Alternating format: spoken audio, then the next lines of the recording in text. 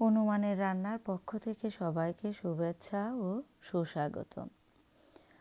বেশ কয়েকদিন পর আমি রান্না নিয়ে আসলাম। আজ আমি পেঁয়াজ কলিতে লাছো মাছের তরকারি রান্না শেয়ার করব অনুমানের রান্নাতে।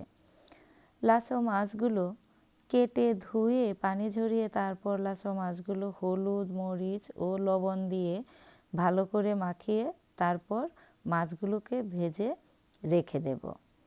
মাছগুলো ভাজা হয়ে গেলে এবার প্যানে তেল দিয়ে তেলটা গরম হওয়ার পর তাতে দিয়ে দেব পরিমাণ মতো পেঁয়াজ কুচি। পেঁয়াজ কুচিটাকে আমি বাদামি বাদামি করে ভেজে নেব। যখন এরকম বাদামি রং ধারণ করবে তখন তার মাঝে দিয়ে দেব সামান্য পরিমাণ গরম পানি, আর দেব জিরা বাটা, মরিচ গুঁড়ো, হলুদ গুঁড়ো, ধনিয়া গুঁড়ো, পেঁয়াজ বাটা, সব মশলা উপকরণ একসাথে দিয়ে একটু নাড়াচাড়া করে তারপর তাতে দিয়ে দেব পরিমাণ মতো লবণ। পরিমাণ মতো লবণ দিয়ে এবার নাড়াচাড়া করে মশলাটাকে আমি ভালো করে কষিয়ে নেব। মশলা থেকে যখন তেল ছাড়তে শুরু করবে এবং মশলার উপরে তেল উঠে আসবে তখন তার মাঝে দিয়ে দেব পেঁয়াজ কলিগুলো। পেঁয়াজ কলিগুলো দিয়ে মশলা ও পেঁয়াজ কলিটা একটু নাড়াচাড়া করে মিশিয়ে নেব এবং একটু ঢেকে দেব।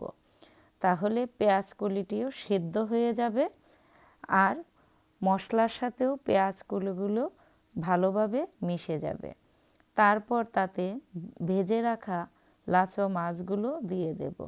ভেজে রাখা লাছো মাছগুলো দিয়ে মশলা, মাছ ও পেঁয়াজের কলিগুলো ভালো করে মিশিয়ে নেব।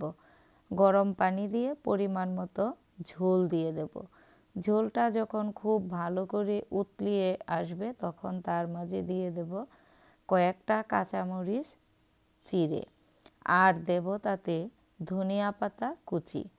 কাঁচামরিচ ও ধনিয়া পাতা কুচিটা দিয়ে তরকারিটাকে আরেকটু উতলিয়ে নেব এবং চুলার আঁচটা একদম কমিয়ে নিয়ে আসব।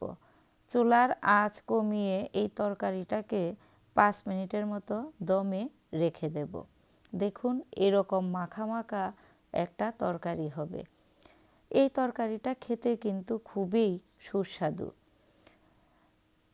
গরম গরম ভাতের সাথে এই লাছো মাছের তরকারিটা পরিবেশন করে দেখবেন, সবাই আপনার প্রশংসা পঞ্চমুখ হয়ে যাবে। সবাই ভালো থাকুন, সুস্থ থাকুন, অনুমানের রান্নার পাশে থাকুন। ধন্যবাদ সবাইকে।